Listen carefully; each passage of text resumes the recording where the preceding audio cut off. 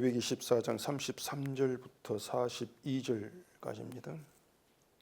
여호와께서 모세와 아론에게 말씀하여 이르시되 내가 내게 기업으로 주는 가나안 땅에 너희가 이를 때에 너희 기업의 땅에서 어떤 집에 나병 색점을 발생하게 하거든 그 집 주인은 제사장에게 가서 말하여 알리기를 무슨 색점이 집에 생겼다 할 것이요 제사장은 그 색점을 살펴보러 가기 전에 그 집안에 있는 모든 것이 부정을 면하게 하기 위하여 그 집을 비우도록 명령한 후에 들어가서 그 집을 볼지니 그 색점을 볼 때에 그 집 벽에 푸르거나 붉은 무늬의 색점이 있어 벽보다 우묵하면 제사장은 그 집 문으로 나와 그 집을 이레 동안 폐쇄하였다가 이레 만에 또 가서 살펴볼 것이요 그 색점이 벽에 퍼졌으면 그는 명령하여 색점 있는 돌을 빼내어 성막 부정한 곳에 버리게 하고 또 집안 사방을 긁게 하고 그 긁은 흙을 성막 부정한 곳에 쏟아버리게 할 것이요 그들은 다른 돌로 그 돌을 대신하며 다른 흙으로 집에 발을 찌니라. 아멘. 기도하겠습니다. 말씀은 늘 우리를 주 앞에 악한 자, 더러운 자로 나오게 합니다. 하지만 우리는 내가 누구인가를 깨닫지를 못합니다. 오늘도 말씀 우리에게 주시는 그 의미가 무엇인가를 알게 하시고 늘 주 앞에 나올 때에 말씀이 밝히는 그 인간됨으로 나와지는 저희가 되게 해주시옵소서. 예수님 이름으로 기도합니다. 아멘. 자, 우리가 지금까지 살펴본 문둥병 이야기를 간단하게 좀 정리를 해보면은 13장에서는 그 사람 피부나 털, 옷 이런 것에 발생한 그 색점들을 제사장이 살펴보고 만약 문둥병이 부정하다고 하고 문둥병이 아니면 정하다고 하는 그런 진단에 대한 내용 13장이었습니다. 그리고 14장이 들어오면은 이제 문둥병으로 진단받은 환자가 고침받고 정결하게 되는 그런 규례에 대한 것이었고 지난 시간에 말씀드린 것이었죠. 그리고 오늘 본문에서는 이제 집에 문둥병 색점이 발생했을 때에 이제 그걸 제사장이 살펴보고 뭐 부정하다 정하다 이렇게 진단하는 그런 내용입니다. 그런데 이 집에 발생한 그 문둥병 그 색점에 대해서 먼저 생각해 볼 것이 있는데 왜 이 내용이 집에 발생한 문둥병 나병 그 내용이 이 13장에 포함되지 않고 이 14장에 나오느냐 하는 그 얘기입니다. 이 13장이 그 문둥병 여부를 진단하는 그런 내용으로 되어 있다 있지 않습니까? 그러면은 이 집에 대한 내용도 13장에 포함이 돼야 돼요. 똑같이 같이 포함되어 가지고 말을 하는 것이 뭐 맞겠다 싶단 말입니다. 그런데 왜 굳이 문둥병 환자가 정결하게 되는 규례를 말한 다음에 그거 끝났지 않습니까? 그 문둥병 진단은 끝났는데 그렇게 문둥병 그 환자가 정결하게 되는 그런 규례를 말한 다음에 집에 문둥병이 발생한 그런 이야기를 따로 떼어서 하고 있느냐고 하는 것입니다. 이것이 오늘 우리가 이제 이 본문에서 생각해야 될 중요한 내용이라고 할 수가 있습니다. 33절 보십시다. 여호와께서 모세와 아론에게 말씀하여 이르시되 내가 내게 기업으로 주는 가나안 땅에 너희가 이를 때에 너희 기업의 땅에서 어떤 집에 나병 색점을 발생하게 하거든. 자, 이 내용입니다.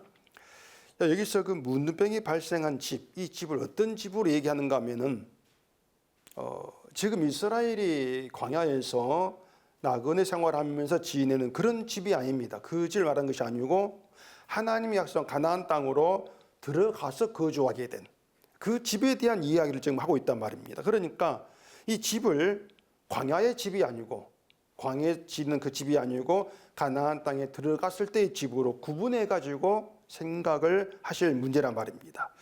근데 이것도 좀 이상하긴 하죠. 이스라엘이 지금 광야에서 정착한 것이 아니고 여기저기 막 떠돈 나그네 생활하고 있지 않습니까? 그래서 고정된 그 집이 아니고 쉽게 그 이동하기 쉽도록 그 텐트와 같은 그런 천막 같은 방식의 집이었단 말입니다. 그런데 그런 그 천막 같은 집이라 해가지고 뭐 문둥병, 나병 색점이라는 것이 발생하지 아니하는 데는 보장이 없지 않습니까? 이 색점을 뭐 곰팡이라 합시다. 그러면은 그 가나안 땅에 들어가서 집에 발생 그런 색점이라면은 광야에서 있는 집도 그런 색점이 발생이 있단 말입니다. 얼마든지 그런 색점이 생길 수 있는 거예요. 그런데 이 광야에서 지내는 그 집에 대해서는 말하지 않고 가나안 땅에 들어갔을 때 거주한 집, 그 집에 발생하는 문우병 색점, 이것만 얘기를 하고 계시냔 말입니다. 여기에 대해서 이제 먼저 우리가 주목해야 될 내용이 있습니다. 그 34절 보시면은 내가 이렇게 시작을 합니다. 하나님이죠. 하나님 내가 시작하면서 마지막에 어떤 집에 나병 색점을 발생하게 하거든. 이렇게 말씀하고 있습니다. 그러니까 하나님의 기업으로 준 땅에서 어떤 집에 하나님이 나병 색점을 발생하게 한다. 그런 얘기란 말입니다. 하나님께서 발생하게 한다. 색점을 그 얘기예요. 물론 이스라엘이 나병을 그 하나님 준 저주로 이렇게 이제 생각을 하는 점에서 뭐 어디에서 나병은 하나님께서 발생하게 했어 이렇게 생각을 하긴 하겠죠. 그런데 하나님께서 발생하게 한 나병 색점, 이것이 뭐 기본적인 나병이든 색점 생각이라 하지만은 하나님이 발생하게 했다 이렇게 꼭 집어가지고 얘기하고 있는 것은 집에 대한 게 유일해요.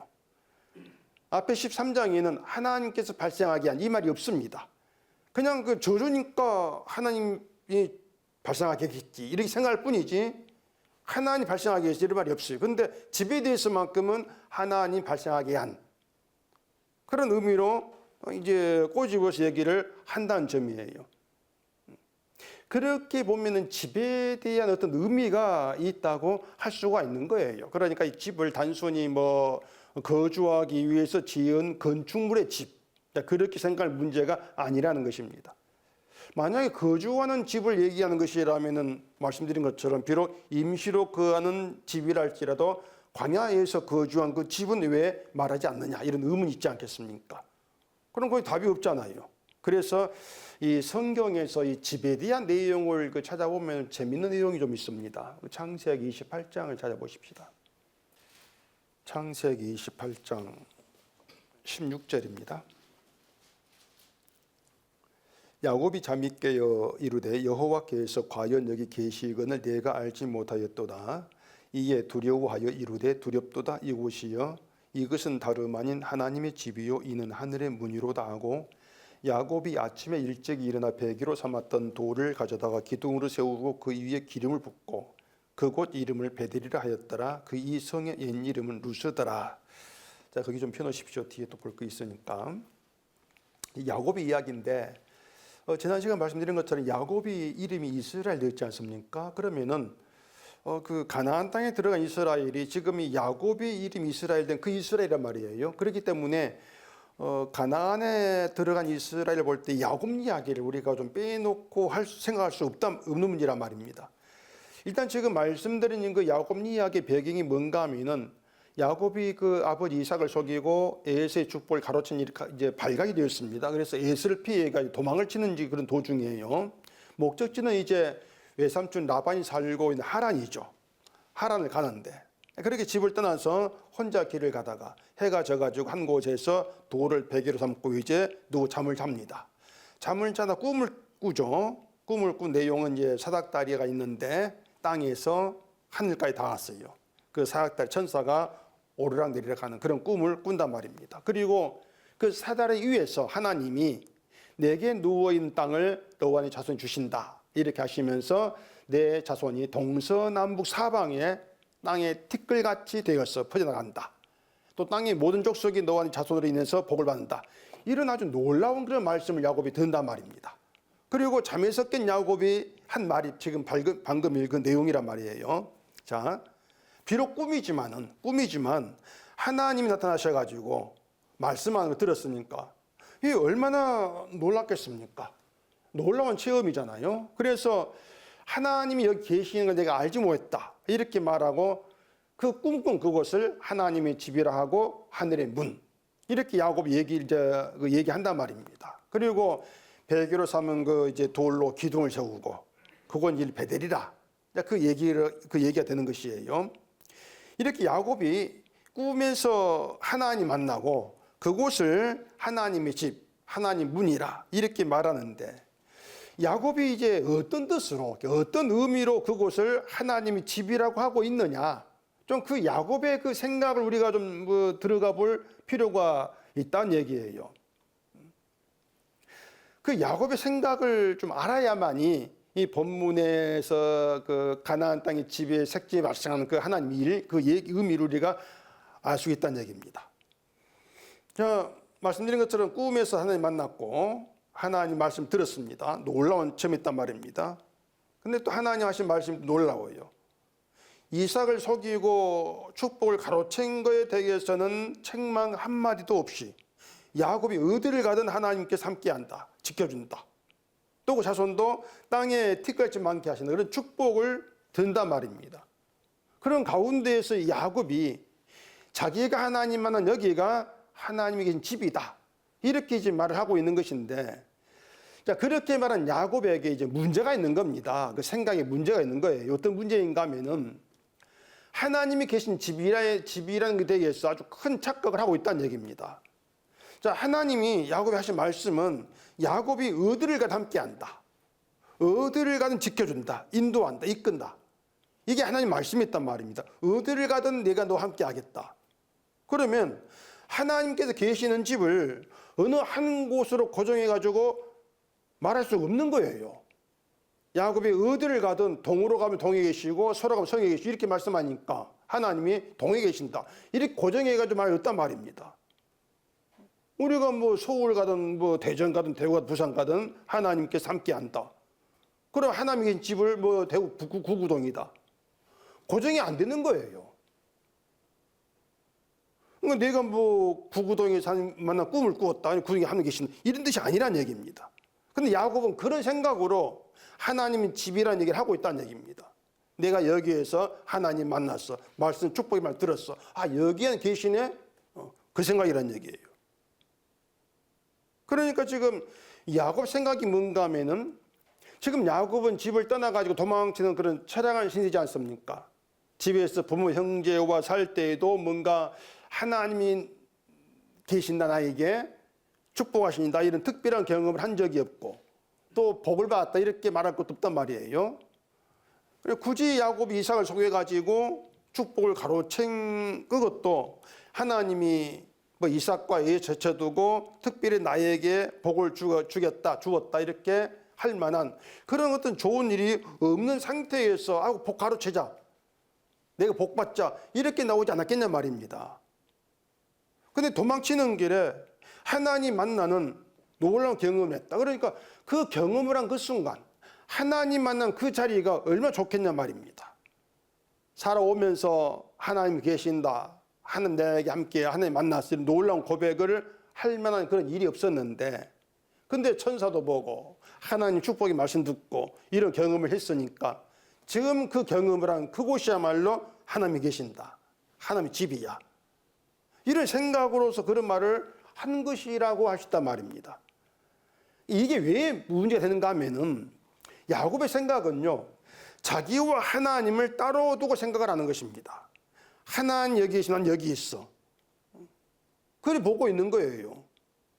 자, 돌로 기둥을 세우고 거기 이름을 베델, 이렇게 이제 야곱이 이름을 붙입니다. 베델은 하나님의 집, 그런 뜻이란 말입니다. 그러면 야곱이 베델, 하나님이 그걸 떠납니다. 떠나가지고 이제 하란 갑니다. 그럼 거기에는 하나님이 계시겠습니까, 안 계시겠습니까? 안 계시는 거예요. 그냥 하나님은 베델에 이미 계신다고 했지 않습니까? 거기가 하나님 집이야. 자기 떠났단 말이에요. 그래, 하나님은 베델에 계시고 자기는 하라는데 하란에 안 계신 게 된단 말이에요. 그게 야곱의 생각이라는 점에서 문제란 말입니다. 자기 홀로 하란에 와 있는 것이죠. 분명히 하나님은 야곱이 어디를 가든 함께 하신다, 지키신다, 인도하신다, 이렇게 말씀을 했는데, 아예 성경 보십시다. 그 창세기 28장 15절. 내가 너와 함께 일서 내가 어디로 가든지 너를 지키며 너를 이끌어 이 땅으로 돌아오게 할지라, 내가 내게 허락한 것을 다 이루기까지 너를 떠나지 아니하리라 하신지라. 자, 여러분들이 우리가 이 말씀을 꿈에서 들었다 해보십시다. 하나님에게 들었다. 그러면은 어떤 생각하겠습니까? 나를 또 생각할 수밖에 없어요. 나 개인. 하나님이 나를 만나가지고 이 말씀했어. 그럼 나에게 특별히 뭔가 축복의 말씀하신 것이야. 내가 어디로 가든지 함께 하겠다고 말씀하신 것이야. 그럼 내가 복의 사람이야. 내가 복의 사람이고 하나님은 날 도우고 날 지키시고 날 인도 나의 하나님이야. 내 하나님이야. 이런 생각을 하지 않을 수가 없어요. 그 야곱의 생각이 그런 거란 말입니다.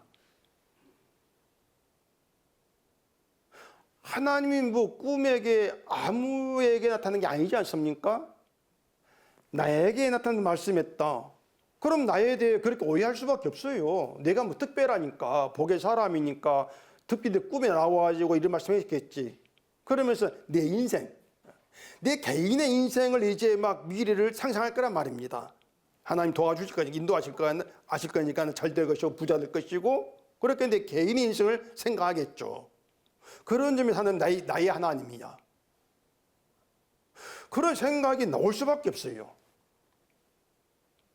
야곱만이 잘못이 아니란 얘기입니다. 모든 사람이 하나님을 그렇게 경험하면은 그런 생각을 하지 않을 수가 없어요. 나 개인을 위한 하나님. 이것이 현대 교인들이 믿는 하나님인데, 그러니까 야곱과 똑같은 착각에 이제 빠져 있단 말입니다. 이것이 이제 자기 육신을 위해서 하는 인간의 착각이고 어리석음이라는 점에서 결국은 누구도 하나님 일하시면 알지를 못합니다. 결국에는 아무도 몰라요. 하나님 어떻게 일하시는가를. 사람들은 하나님 일하면은 다 아는 거 알고 있는데 모릅니다. 절대 몰라요. 하나님 일하심을. 또 그 창세기 28장 20절 보십시다. 야곱이 서보나 이르되 하나님이 나와 함께 계셔서 내가 가는 이 길에서 나를 지키시고 먹을 떡과 입을 옷을 주시어 내가 평안히 아버지 집으로 돌아가게 하시오면 여호와께서 나의 하나님이 되실 것이요 내가 기둥으로 세운 이 돌이 하나님의 집이 될 것이요 하나님께서 내게 주신 모든 것에서 10분의 1을 내가 반드시 하나님께 드리겠나이다 하였더라. 이 야곱의 생각이 여기서 나오지 않습니까? 하나님이 나에게 함께 하신다. 이 얘기를 내 사는 길, 내 가는 길을 형통하게 해주시고 먹을 떡과 입으로 주셔가지고 세상을 살아가는 일에 뭔가 부족함을 이렇게 채워주시는 그런 하나님으로 생각한단 말입니다. 그렇게 하나님 내 인생을 좋은 길로 인도하신다. 그런 생각인 거예요. 이게 하나님에 대한 인간의 그 이제 보편적인 생각이란 점에서 야곱이나 지금의 인간 우리나 똑같다 그렇게 말씀한단 말입니다. 이스라엘이 가나안 땅 들어갈 때에도 그렇게 생각하지 않겠냐는 얘기입니다. 이스라엘도. 자, 가나안은 하나님이 약속한 땅입니다. 다른 것도 아니고 하나님이 조상 아브라함에게 약속한 축복의 땅인데 드디어 하나님이 그 땅으로 자기를 인도하신다. 이렇게 했을 때에 그들이 그 약속의 땅에 들어가서 어떤 미래를 꿈꿀 것인가? 이걸 생각하면 답은 쉽게 할 수가 있는 거예요. 하나님이 인도한 땅으로 들어가. 하나님이 약속한 땅으로 들어가. 그럼 그 땅에 들어가 우리 인생 어떻게 될 것인가? 뻔하죠. 하나님께 도우셔가지고 우리 인생 잘 될 것이야. 그런 생각을 할 수밖에 없단 말입니다. 하나님 우리를 약속의 땅 인도해가 우리 저주하신다? 심판한다? 누가 그렇게 생각하겠습니까? 그런 생각이 나올 수가 없는 거 인간의 머리에서는. 하나님이 인도에 들어갔으니까 뭐 이제 하는 도우시 뭐 고생이 다 끝났고 잘 살 것이라 이런 기대를 하게 되는 게 인간이라고 하는 것이에요. 하나님은 이스라엘을 약속의 땅에 인도에 가셔가지고 전혀 다른 일을 지금 생각합니다. 다른 일. 다른 일을 생각하는데 이스라엘은 육으로 살아가는 이스라엘은 하나같이 나의 덕이 되는 그런 생각을 가지고서 가나안 땅을 들어간단 말이에요. 이런 점에서 하나님 생각과 다를 수밖에 없는 것이죠. 근데 아까 그 야곱이 꿈에서 본 내용 중에서 야곱이 무시한 게 있습니다. 그게 뭔가 하면은 그 사닥다리가 땅에서부터 하늘 높은 곳으로까지 이어져 있습니다. 땅의 산울로 이어진 사닥다리입니다. 근데 그 사닥다리에 누가 있냐면 천사가 오르락내리락하고 있다겠습니다. 천사가. 야곱은 그것을 단지 천사를 봤어. 저는 신기한 장본이 있나? 그렇게 뭔가 그 신기한 체험을 하는 것으로 그리 여긴 게 전부라고 하는 것이에요. 천사를 봤다. 그게 전부란 얘기입니다. 그런데 그 사닥다리에는 하나님이 어떻게 일하실 것인가에 대해서 보여준 중요한 내용이 있어요. 사닥다리에는. 자, 땅에 있는 사람들, 땅에서 이제 신을 찾고 뭐 하나님 믿는 그런 사람들이 자기가 땅에서 하늘로 가는 것을 어떻게 생각을 하고 있는가 하면은 내가 하나님 잘 믿고 선한 삶을 살면 하나님의 나라의 날이 들여보내 주신다. 이런 사고방식이란 말입니다. 땅에 있는 인간 생각이. 지금도 뭐 사람들 그렇게 생각하죠. 내가 어쨌든 선하게 믿음 생활 잘해야 돼. 그래야 들여보내 주지. 이 생각이란 얘기예요. 그러니까 내가 그 하늘에 가기 위해서 구원받기 위해서 어쨌든지 간에 땅에 살 동안 내가 잘해야 한단 말입니다. 구원은 예수의 피로 부은된다 이렇게 말하지만은 그 믿음은 내가 잘 사는 삶을 살아야 그 믿음이 확실한 증거가 돼. 그런 생각이잖아요. 어쨌든 내가 잘해야 돼요. 이게 인간의 공통적인 생각이란 얘기입니다. 그게 어떤 방식이냐면은 사닥다리에 천사가 오르락내리락 때 나도 거기에 올라가서 같이 하는 거예요. 그게 이제 인간 생각, 믿음과 행동 방식이란 말입니다. 믿음만 가지고 안 돼. 행함도 있어야 돼. 그 사닥다리에 나도 올라가야 돼. 그 방식이라는 얘기입니다. 그런데 야곱의 꿈의 사닥다리에는 인간이 없어요. 그냥 천사만 오르락내리락 하고 있을 뿐이지 인간은 거기에 들어있지를 않습니다. 그런 점에 사닥다리가 보여준 내용이 굉장히 중요해요. 이게 말해주는 게 뭐겠습니까? 일단은 땅에 있는 인간은 하늘로 갈 자격이 없다는 것이고 인간 자격이 못 간다 그치고 따라서 어떤 누가 뭐 선하고 믿음이 좋다고 해가지고 그것 때문에 하나님이 하늘을 들여보준다. 이건 없다는 얘기입니다. 그게 사닥다리예요. 그건 없다. 그러니까 땅에서 육신을 가지고 살아가는 인간치고는 모두가 다 하늘로 가지 못할 문제 있는 존재들이다. 그겁니다. 오늘 본문으로 얘기하면은 부정한 문둥병자들이 그거예요. 누구도 거룩한 하늘로 못 들어가. 그게 사닥다리거든요. 근데 야곱은 그것을 무시한단 말이에요.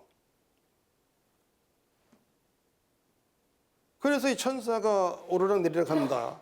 이 얘기는 하나님이 그 문제 있는 인간을 하늘로 데려가는 방식이 어떤 것이냐? 천사를 내세워 가지고 인간을 하늘로 데려가는 것이다. 그걸 보여주는 것이에요. 우리 이스라엘이 애굽에서 나올 때에 어린 양의 일에서도 천사가 등장했습니까? 죽음의 천사가. 천사를 보내서 일하신단 말이에요. 이스라엘이 육신으로는 못 들어가. 약속된 못 들어가. 그 방식이죠. 근데 여기에서 또 한 가지 생각할 게 뭔가 하면은, 자, 문제 있는 인간을 하늘로 데려가시는데 그 인간을 그냥 데려가시겠냐 그 말입니다. 그냥 데려가시는가? 무슨 말이냐면 인간은 자기를 문제 있는 인간으로 생각지를 않습니다. 어떤 인간도. 이 사람들은 그래요. 나만큼만 믿어라. 나만큼만 해봐라. 그 생각을 많이들 합니다. 무슨 배짱으로 그런지 모르겠는데 나만큼만 믿어. 그 생각들을 그런 말들을 많이 해요. 그래 뭔가 하면은 자기를 문제 있는 인간으로 생각지를 않습니다. 뭔가 믿음이 부정한 있어. 부정한 있는데 그래도 내가 지옥 갈 인간은 아니야. 왜? 하나님 믿고 있으니까. 그게 자기는 판단이에요. 이건 당장 야곱만 해도 그렇거든요. 그럴 법도 한 게 뭔가 하면은 지금 하나님께 야곱의 엄청난 축복의 말을 들었는데 그런 가운데서 야곱이 그런 체험을 하면서도 자기를 나 문제 있어. 내가 문제 있음을 나타내려고 하나님이 나타나셨어. 그렇게 생각하자 그 말입니다. 하나님 만났는데 자기를 특별한 존재로 보는 것이지. 그래서 야곱이 한 말이 뭔가 하면은 하나님께서 내게 주신 모든 것에서 10분의 1을 반드시 드리겠습니다. 아주 건방진 서원을 합니다. 왜 서원이 건방진 거예요? 뭔가 하나님이 아예 자기에게 복을 주신다고만 생각한단 말입니다. 저주한 하나님. 아예 그건 생각지도 않아요. 왜 나를 저주하냐? 나의 축복을 말씀한 그런 하나님인데 왜 나를 저주해? 그건 없어. 복만 줘. 그러니까 하나님 주신 모든 것을 내가 모든 것을 10분의 1을 드리겠습니다. 이렇게 나온다는 얘기예요. 이 말을요, 좀 거꾸로 생각해 보면 뭐가 되냐면은 하나님 내게 주지 않으면 내가 드릴 10분의 1도 없으면 그 뜻이란 말입니다. 안 주면 내가 안 드립니다. 못 드립니다. 그거예요. 줘야 드리지. 또 적게 주면은 10분의 1도 적어집니다. 그런 뜻이 되기도 하지 않습니까? 우리 아주 건방진 말이죠. 이게 무슨 말이냐면, 하나님, 내가 드리는 10분의 1을 많이 받으시려면은 나에게 많이 줘야 됩니다. 이런 의미가 있단 말이에요. 그래, 사람이 기도할 때도 그렇지 않습니까? 11조를 1,000만 원 하게 해달라, 이런 거. 하나님 나에게 1,000만 원 받으려면, 얼마를 벌어야 되노? 1억. 1억 벌게 해주세요. 그런 뜻이란 말이에요. 그래, 이건 거래도 아니고 말이죠. 이건 협박도 아니고. 인간이 그것이 하나님에 대한 아주 건방진 교만한 어떤 그 생각이라는 것을 아예 생각지를 않습니다. 물론 성경에는 야곱이 그런 의미로 서원했다는 건 없지만은 이 사람 속을 누가 알겠습니까? 야곱 정도라면 능히 그럴 만도 해요. 야곱이라면은. 어쨌든 하나님이 준 것에서 10분의 1을 드리겠다는 것 자체가 하나님 자기에게 늘 좋은 걸 주시는 그런 분으로만 생각하는 그 뜻입니다. 좋은 것만 주시는 분. 그것이 야곱의 착각인 것이고 하나님은 참 인간 착각이었다는 것을 분명 우리가 좀 생각을 해줘야 돼요. 그런 착각 가운데서 인간들이 사람들이 하나님 찾는다.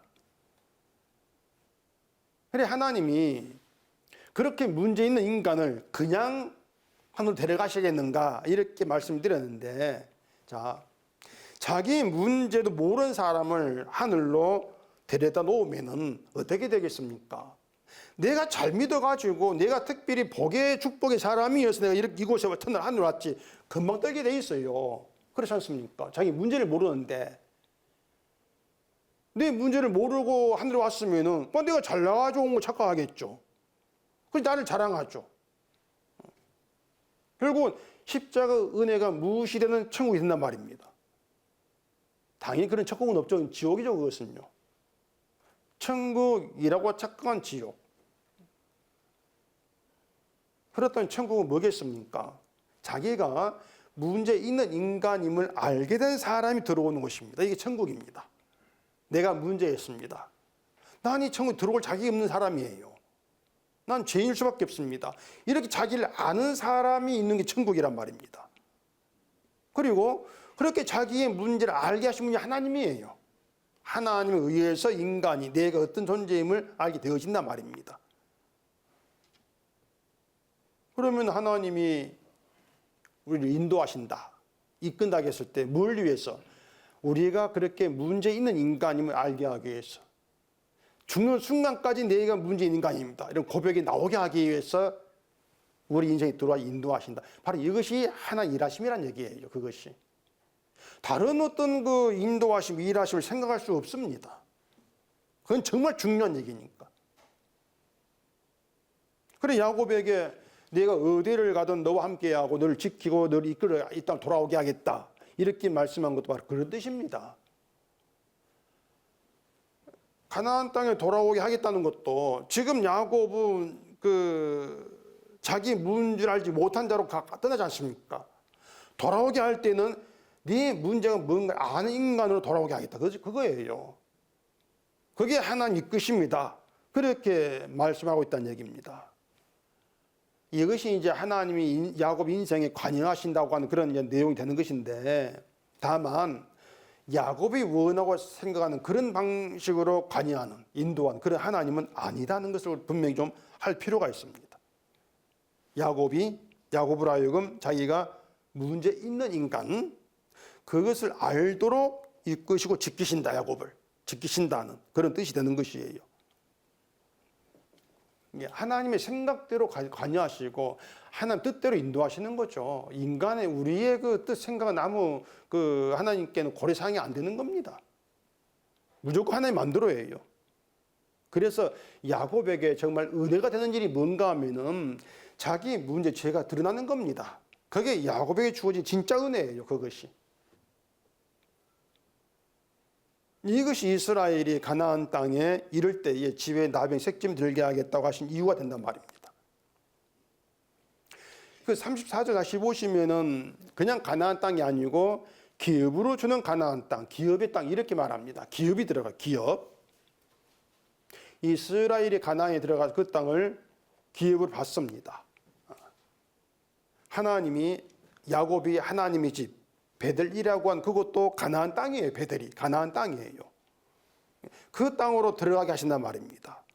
그 땅을 기업으로 준다. 기업 준다는 것은 그 가나안 땅은 이스라엘 땅이 아니라 그 뜻이겠죠. 그 뜻이죠. 너희 땅이 아니야. 내가 너희 줄게. 그런 의미란 말이에요. 그래서 지난 수요일에 그 야곱의 이름이 이스라엘 되는 것에 대해서 말씀을 드렸는데, 이스라엘은 하나님과 괴로워 이겼다, 이제 그런 뜻이라고 있지 않습니까? 그리고 사람이 하나님과 괴로워 이겼다고 하는 것은 정죄 없는 사람 되는 거, 그것이라고 말씀드렸죠. 정죄 없는 사람 된다. 정죄가 없다. 그러니까 하나님은 죄를 심판하는 분이시고, 따라서 죄가 준 인간은 심판을 받아야 되는데, 예수 안에서 하나님 언약 안에서 정죄가 없다. 이것이 하나님의 심판을 이기는 것이다. 그런 뜻이라겠습니다. 그리고 이기는 그것은 인간의 의로 이기는 것이 아니고, 심판이 인간의 의로 이기는 것이 아니고 예수의 피. 성전의 언약 안에서는 그 죄 없는 희생의 피. 그 피로 인해서 심판을 이긴다, 그 얘기예요. 그래, 그 피가 인간에게는 죄를 이기는 승리다. 이렇게 해석이 되어진단 말입니다. 그렇기 때문에 내 의가 아니고 예수의 피를 믿는 것이 예수 안에 있는 것인데, 그건 결국은 하나님 이끄심으로 예수 안에 있게 되어진다는 거. 이게 성경의 지금 그 구약부터 신약까지 줄거리 된단 말입니다. 사람이 자기 의를 생각하지 않게 되어지고 아예 나를 의가 없는 자로 주를 믿는 것, 그 믿음이 있게 되어지는 것이 하나님의 간섭의 결과, 이렇게 얘기가 되어지는 것이죠. 그래, 우리가 주의 피를 믿는다면 그것은 우리가 계속해서 하나님 간섭 가운데 살아왔다, 그 뜻입니다. 우리는 살아오면서 내가 이렇게 받은 게 뭐가 있노 이렇게 생각하겠죠. 야곱처럼. 왜? 내에서 주어진 게 없으니까. 근데 하나님 우리를 수시로 주의 피를 받아보도록 이끌어왔다는 거 얘기예요. 그게 우리가 범사에 감사해야 될 이유라 그 말입니다. 범사에. 모든 일에서. 이게 우리 인생에 생각해야 될 하나님 일하심이죠. 다른 일을 생각하면은 우리는 하나님의 은혜의 사랑 못 받았습니다, 이렇게 될 수밖에 없어요. 야곱이 약복강에서 이름이 이스라엘 된 후에 이제 비로소 가나안 땅에 들어갑니다.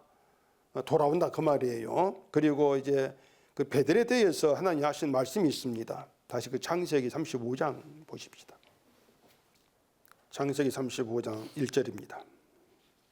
하나님이 야곱에게 이루시되 일어나 베델로 올라가서 거기 거주하며 네가 네 형 에서의 낯을 피하여 도망가던 때에 내게 나타났던 하나님께 거기서 제단을 쌓으라 하신지라. 야곱이 이에 자기 집안 사람과 자기와 함께한 모든 자에게 이르되 너희 중에 있는 이방 신상들을 버리고 자신을 정결하게 하고 너희들의 의복을 바꾸어 입으라. 우리가 일어나 베들로 올라가자. 내 환난 날에 내게 응답하시며 내가 가는 길에서 나와 함께 하신 하나님께 내 거기서 제단을 쌓으려 하노라 하며. 자, 이건 야곱이 이제 가나안 땅으로 돌아온 후에 하신 말씀입니다. 베들로 가서 하나님이 야곱에 나타났던 거기에서 제단 쌓으라, 이 말씀이에요. 베델을 하나님 집이다 하고 떠났는데 다시 베델로 가게 하신단 말입니다. 그러면서 제단 쌓으라. 자, 그러면은 예, 알겠습니다 하고 가서 제단 쌓으면 되는데, 야곱이 난데없이 사람들에게 이방 신상을 버리라, 자기를 정결하게 하고 의복 바꾸라, 이렇게 말한단 말이에요. 베들로가 제단 쌓는 일에 아니 왜 이방 신상을 버리고, 뭐 그게 우상이니까 버리라 할 수 있겠죠. 그런데 왜 자기를 정결하게 하고 의복을 바꾸라 이렇게 말하냐 말입니다. 이런 말하는 이유. 야곱이 베델에서 하나님 만났을 때 그곳을 하나님의 집이라고 말하는 자기의 생각이 이방 신상, 우상 섬기는 것 같았다, 이걸 야곱이 알게 된 거예요. 돌아와서 내가 그때 베델에서 이걸 하나님 집이라 했던 거, 하나님이라 가면서 하나님을 나를 복주는 분 알았던 거, 이것이 뭔가 이방 신상을 섬기는 그런 사고방식이었구나, 이걸 알았단 말입니다. 이게 더러운 것이었다. 그걸 알았기 때문에 그 자기 함께 사람들에게 옷을 바꿔 입어라, 정결하게 해라, 이렇게 말한단 말입니다. 뭔가 하면 우리는 부정해, 그 뜻이에요. 부정은 혼재, 그 뜻이란 말입니다. 사닥다리에서 천사가 오르락내리락하는 그 참된 의미를 알지 못하고 그냥 하나님 준 것에서 10분의 1을 드리겠습니다, 이렇게 한 그것이 하나님이 내가 드리는 것을 받으신다 착각했던 거. 이런 걸 야곱이 알게 된 거란 말입니다. 그러니까 내가 하나님께 드리면 하나님 그걸 기쁘게 받으신다, 이것이 우상에게 행하는 것이면 안 거예요. 하나님은 우리 걸 안 받습니다.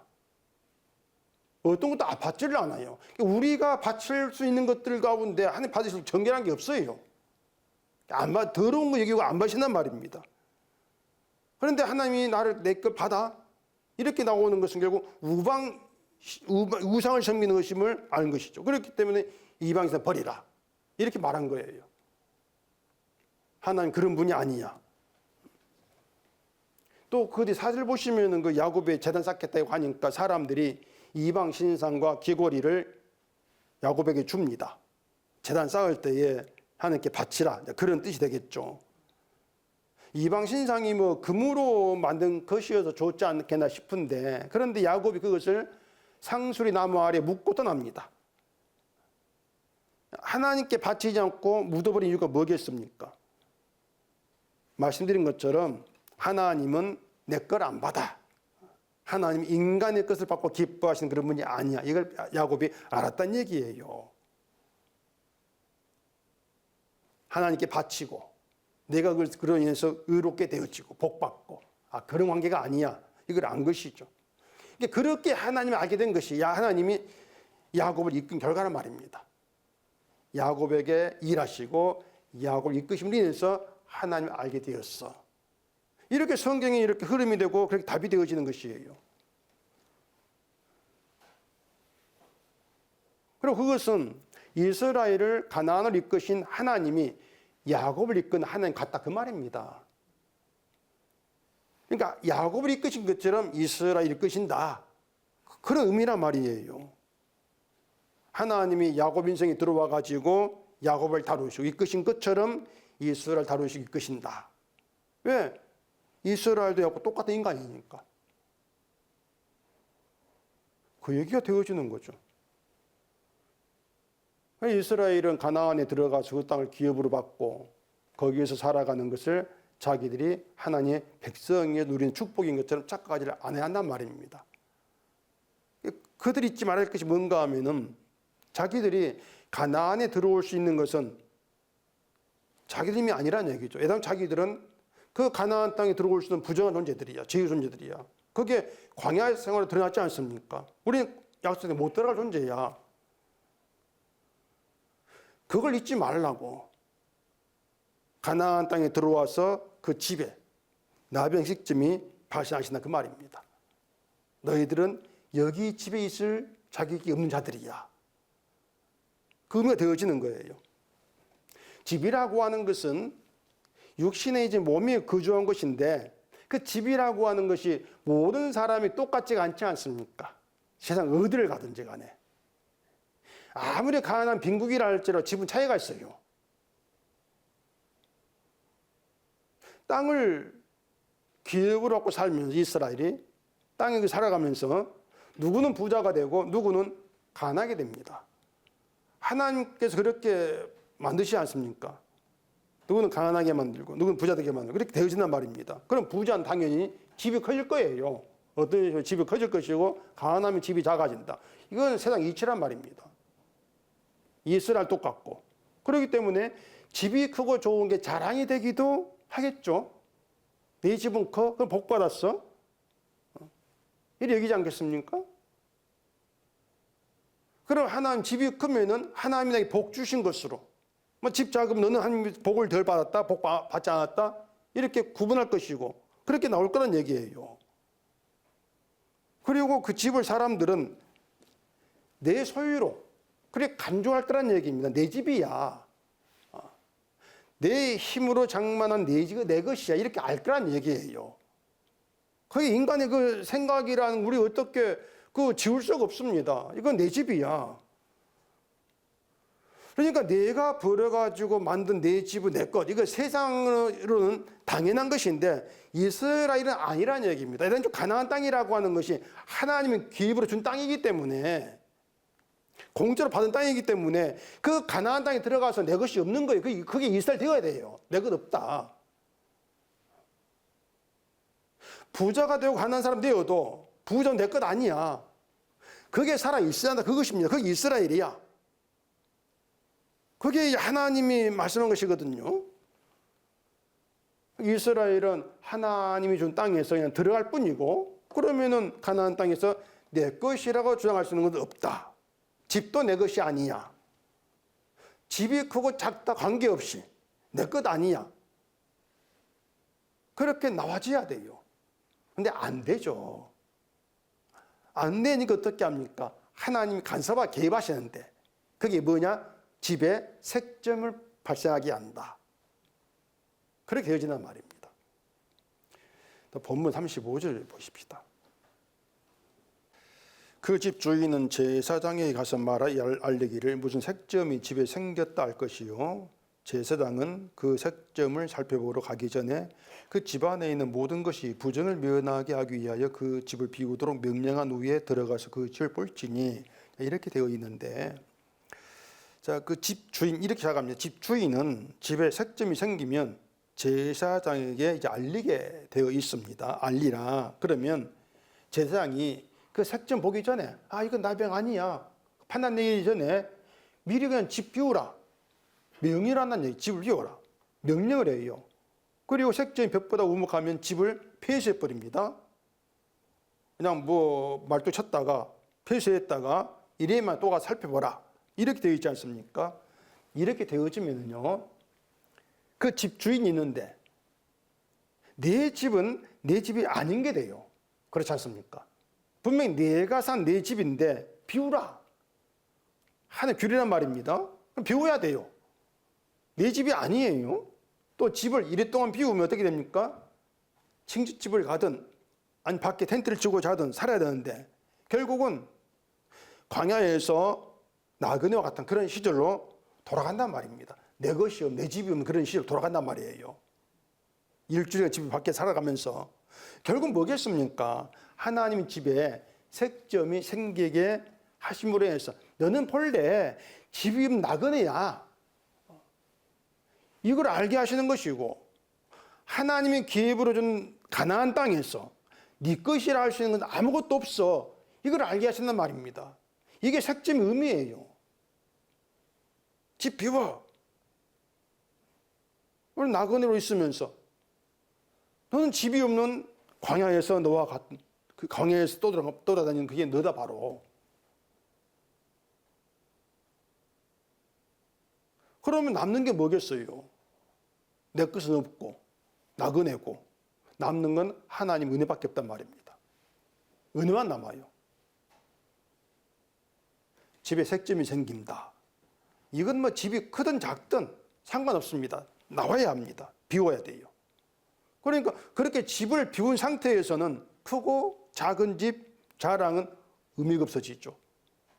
색점이 생겼는데, 부정이 나오게 되었는데, 집이 크면 뭐합니까? 작으면 뭐합니까? 똑같이 부정한 집이고 쫓겨나는 것인데. 그래서 뭐 집이 크다는 것이 하나님 준 복이 아니다. 내 인생에 있으면 큰 걸 받았어. 이게 복이 아니라고 하는 것을 그렇게 색점이 생기게 해서 나타내신다. 그 얘기가 되는 거예요. 다시 말하자면 이게 단순히 건물로서의 집이 아니고 육신이 가는 집이다. 내 육신이 몸담고 있는 집이란 점에서 육신의 복으로 생각할 문제예요. 육신의 복에서. 그러니까 육신의 복이라 했을 때 우리는 크고 작은 복이 나누는데 그런 게 의미가 없다. 육신의 복이라는 것도 없다. 그걸 알게 하시는 것이죠. 그런데 만약에 이스라엘이 가나안 땅에 들어가서 모든 걸 하나님의 은혜로 받아들이면서 내 건 없습니다. 자랑하지 않는 그런 삶을 산다면은 집에 색점이 생기는 그런 일도 없어지지 않겠습니까? 그러겠죠. 그런데 그런 이스라엘 아니란 말입니다. 인간은 그렇게 살지를 못해요. 그런 인간이 없다고 하는 것이 오늘 이 말씀이 있는 이유가 되는 거예요. 하나님이 기업으로 준 땅인데 땅을 나누 받으면서도 하나님이 기업으로 줬다 떼주고 있는데 근데 살아가면서 기업을 받은 땅, 공짜 받은 땅 이런 사실을 잊어버리는 거. 그러면서 내가 자유된 건 내 덕분이다 알고 자랑하는 거. 내 믿음 덕분 자랑하는 거. 이것이 이제 인간이 드러낼 수 있는 전부입니다. 그것 말고는 없어요. 우리가 살아간다고 하는 것이. 그래 하나님은 가나안 땅의 집에 색점이 생기게 하는 그런 방식으로 이스라엘 개입해서 일하신다는 것을 이제 나타내고 계시는 것이에요.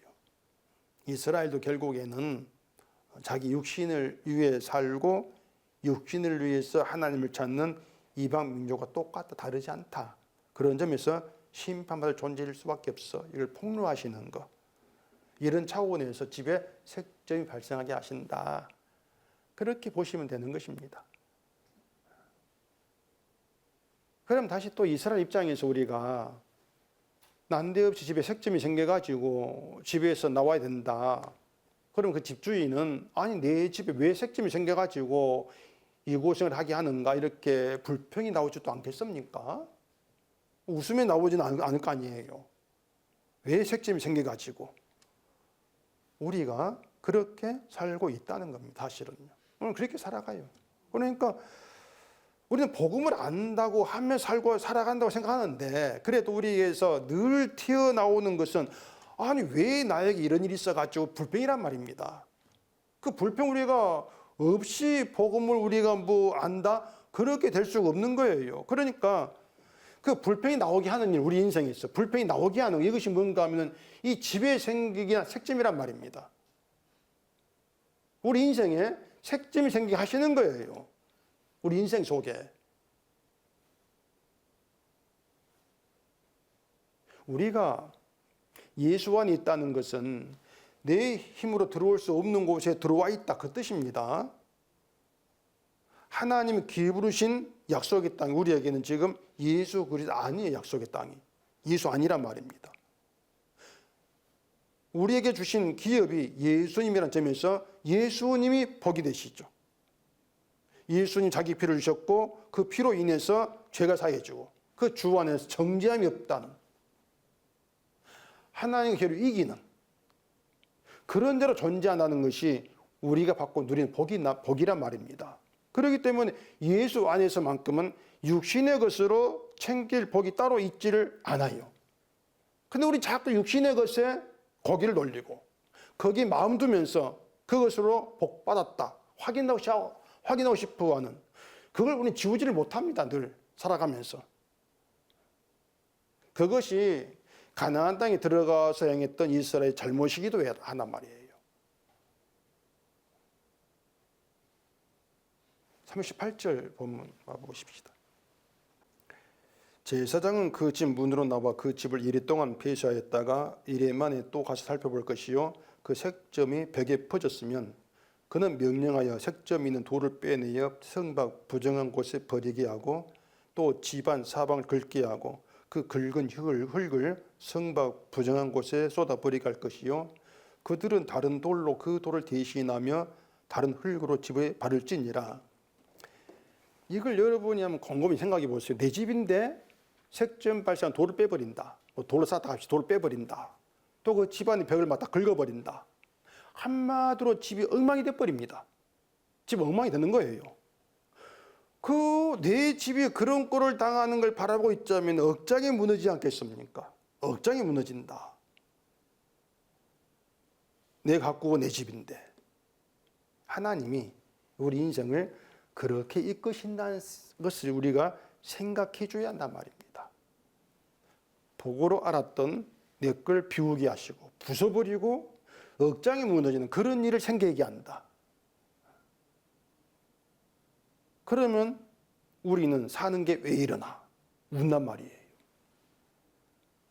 그렇게 내 인생에 색점 생기게 하고 부서뜨리고 억장이 무너지게 만드시고 울게 하시고 그런 일이 있게 하신 다음에 하신 일이 말씀을 주시고 그 말씀 속에 들어오게 되어지면은 예수의 피를 말하고 복음을 안다고 하면서 주님 덕분에 살고 있으면 잊어버린 나의 잘못을 생각하게 한단 말입니다. 그게 말씀의 일이라 그거예요. 내 가진 게 내 소유가 아니고 내가 하나님의 소유로 살고 있구나. 이걸 생각하게 하는 것입니다. 그래서 내 소유가 많은 게 복이 아니고 나 같은 신발 존재가 하나님의 소유가 되었다.